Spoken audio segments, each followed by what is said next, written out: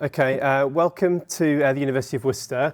My name's Ian Buffton. I'm Head of Hospitality here, which means one of my roles is managing the accommodation team. The presentation I'm going to do is about the physical process of how you apply for your accommodation here at Worcester. So I'll talk you through several different screenshots and slides and just walk you through that process to hopefully make it nice and simple. Okay, so the first thing to check is whether you're eligible to apply for accommodation. There's a couple of criteria here. Firstly, you need to make Worcester your firm choice with UCAS. And secondly, you need to have accepted an offer of a place on a course. That can be either a conditional or an unconditional offer. Once those two things are in place, you'll be sent an application email. That's actually due to go out in the next few days. And it will look very much like this, except there'll be a couple of important differences. First of all, it'll be your own student number on it, and it'll be your own name on it. Okay, that's the first part of the letter. The second part, the email, that comes up has, there you go, your student number on it.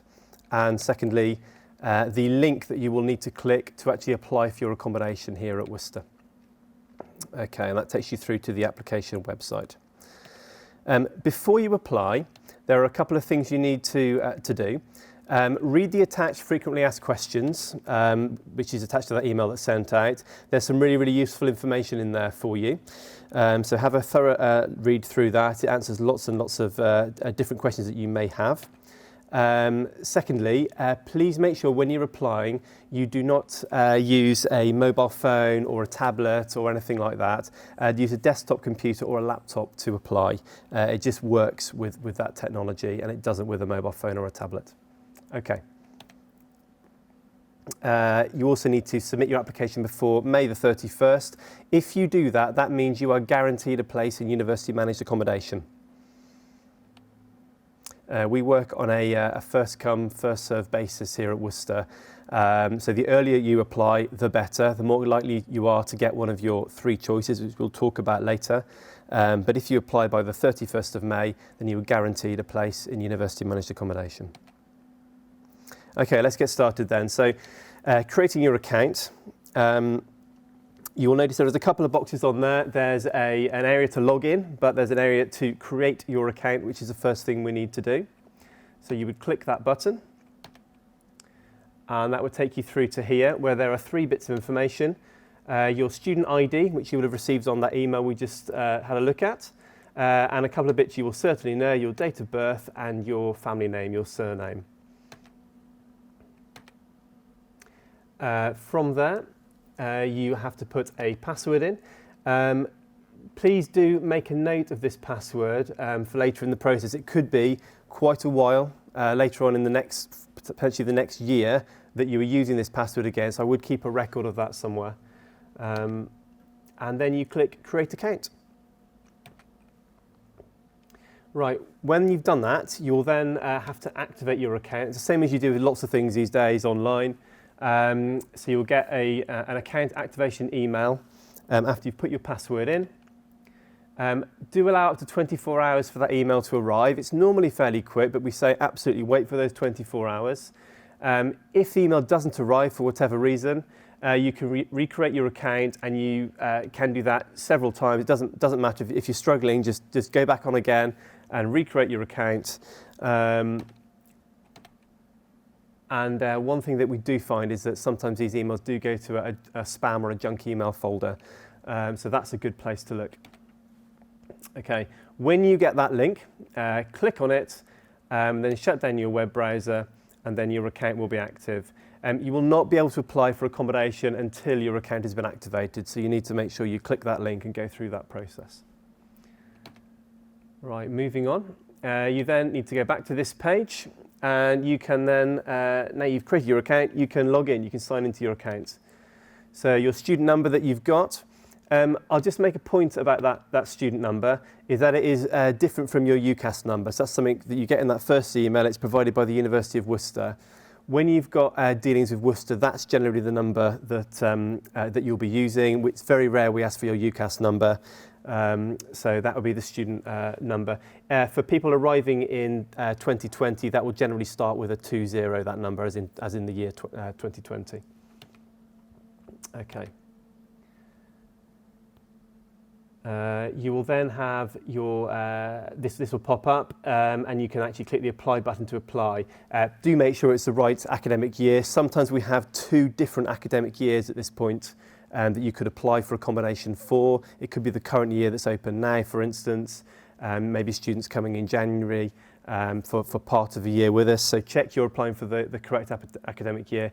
We do have some people that apply for the wrong year and it just delays things slightly. So we'll pick that up, but just check that. If it's the next September you're coming for, it's the year academic year 2020 to 2021. And click apply.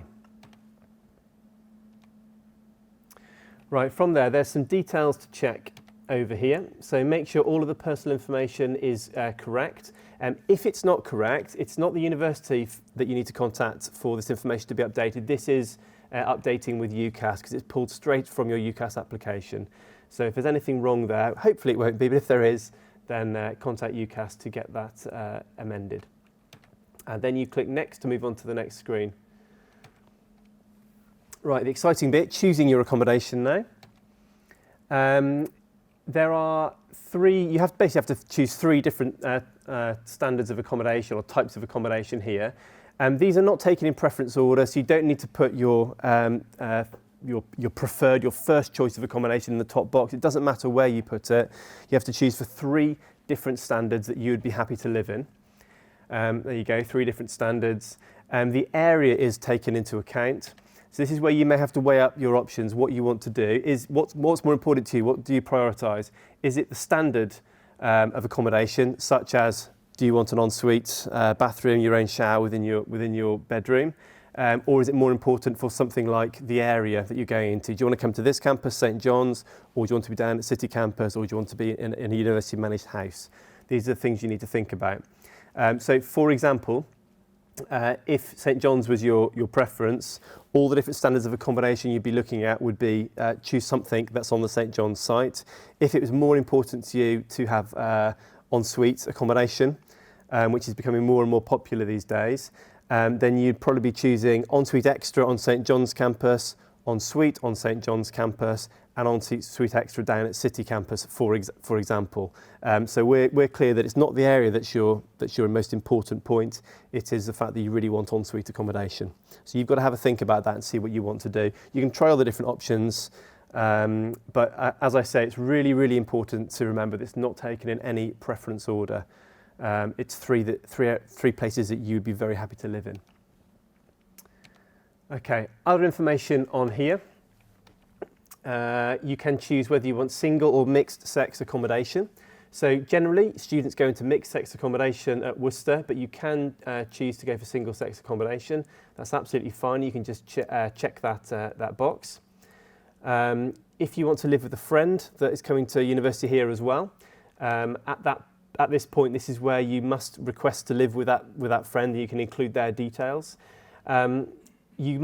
You and your friend must both choose to live in that same standard of accommodation, and it's best that you apply at the same time for it as well. If, for example, your friend applies for the accommodation later in the year, we're going to have to go with that later date when that later application was received because we, like I say, we take all applications in order. And as I said, applying for the same standards. So there's a couple of bits of information there. There's also medical information at this point that you can provide. The accommodation team may request medical evidence, which is usually in the form of a doctor's letter in most cases. We do say also that you inform our disability and dyslexia service, but as an accommodation service, we need to know about any medical information so that we can give the appropriate accommodation to you. Okay, and then down at the bottom, you click next and go through from there. Right, it's then confirming your details, so checking this next page that everything is correct. You can check your room preferences there, and you can check your other information at the bottom. So single sex accommodation, no. Living with a friend, no. Medical requirements, yes, in this example. Then you are clicking to confirm that the above details are correct and you wish to complete your application, and then click the Send My Application button. It's all pretty simple. Okay, as I've said, checking your details are correct, double check you've applied for the correct accommodation, An important point, again, I'm saying it again at the bottom, do not apply for any standard of accommodation you do not want to live in. Okay, then you get the next page popping up. Thank you for applying. And you get an email, as it says down here, your application is complete, you'll receive your confirmation email shortly. There's an example of what the email will look like, but addressed to yourself. Right, at that point, you're very likely to have to wait. So if you're applying around this time of year in December, your offer could be much later in the year. It's more likely to be around summertime. So that's why I said it's at the beginning, it's important to keep a record of your password, so you've got that for when you have to log back in when you get your offer. So when the offers are sent out, you'll get an email like this from the accommodation team. Offer sent via email. Make sure you have access to the email address that you have applied with, so be using that's where your offer will come to, that same email address. You need to log back into your account to view your offer. And again, reminder that you need to use a laptop or a desktop computer to view the offer. So there we are. There's the offer popping up. You need to click the View My Offer button, which is there now, and then your offer comes through. Your license agreement. Okay, the key bit is where the arrow's just popped in there. That is the actual offer. In this example, it's somebody going to live in our Standard Plus accommodation in Team Halls on St John's campus. Check the dates, that's very important.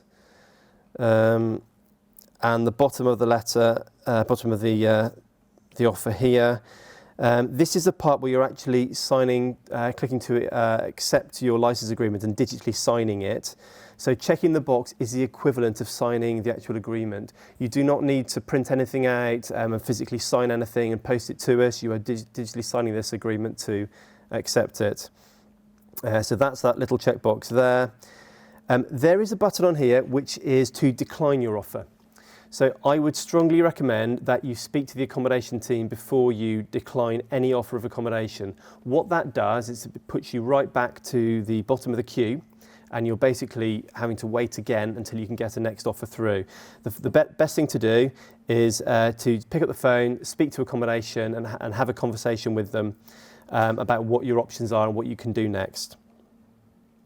Okay, hopefully all is good, and you can click this button down here, accept and pay, and I'll take you through those next screens now of what would happen if we are at that point. Okay, so you've accepted, you're ready to pay. To confirm the offer now is the payment of your deposit is needed. So it's a deposit, it's generally £300, and there's no pay, as Arish points out, there's no payment arrangements for your deposit, so it's got to be paid in one lump sum, that £300, we can't split that up. And you can click pay deposit. Okay, here's a secure screen popping up now that shows the £300 amount. And then your deposit payment is successful. It doesn't have to be any particular account that you pay that deposit from. It could be a parent's account, it could be a friends or family member's account, whoever's supporting you, that's absolutely fine. We can take payment from anywhere for that deposit. When that's all done, you can click continue. Just reiterate a few points here. Deposit can be paid from any account.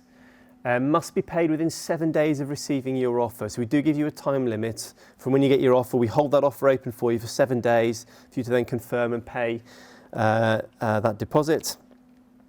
The accommodation is not secured until your deposit is paid. Okay. Do speak to us though. Give the accommodation team a call if you're unsure about anything at this point, rather than declining the offer, as I said. Okay, deposits are fully refundable should you not attend university, so it's important to pay that deposit. If things don't work out, you decide not to come, that deposit is refundable.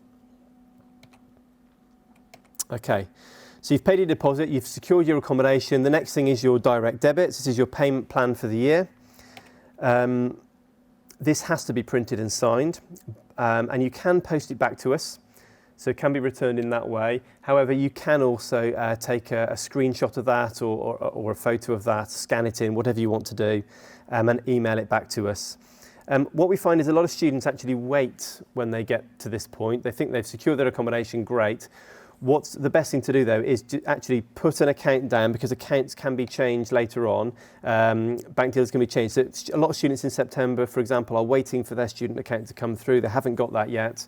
The best thing to do is use any account. So again, it could be parents or friends or family or guardians, to put those bank details in. So this is sorted, and you can then contact us at a later date when you've got your student account sorted, and change those bank details later. And finally, we have got our payment plan. So as you can see here, we're on our last few screens now. The total amount for the academic year is shown there, generally based on 39 weeks. It's based on the length of your course, to be honest. So, but generally 39 weeks. University managed houses, more like 44 weeks. But that's your total amount for the year shown there. You can pay those fees in one go, or you can set up the direct debit. So let's look at this next information. You can pay in one lump sum, 3 equal instalments, or 6 equal instalments. This is definitely the most popular option, is the 3 instalments, because we take that in conjunction with your student finance, with your loan payments arriving. So I'll just bring up an example now on our final page, which shows when the instalments would be taken. So if you're on the 1 instalment, you're just going to pay it all in one go in October, that's absolutely fine. 3 instalments, October, January and April. They'll be taken out of your account after, and we line it up every single year, so it's after the student loan goes into people's accounts. That's not specifically for your account, that's for when students generally get their student loan, but generally all lines up nice and smoothly, and we think that's the best way to go for, because you get your loan payment into your account, then we take the accommodation payment, and you can then budget really carefully with all the money that you've got left, to get you through to the next instalment of your student loan. So that works really well. The 6 instalments plan is an option if you want to break it down. For example, if you're working, you've got a job and you want to earn a little bit of money while you're here to help pay for your fees, you could do the 6 instalment plan.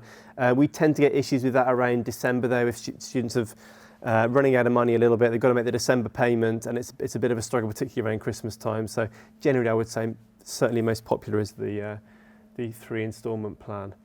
I'll finish the presentation there. If you've got any questions, please pop down to the front and we can have a conversation. Okay.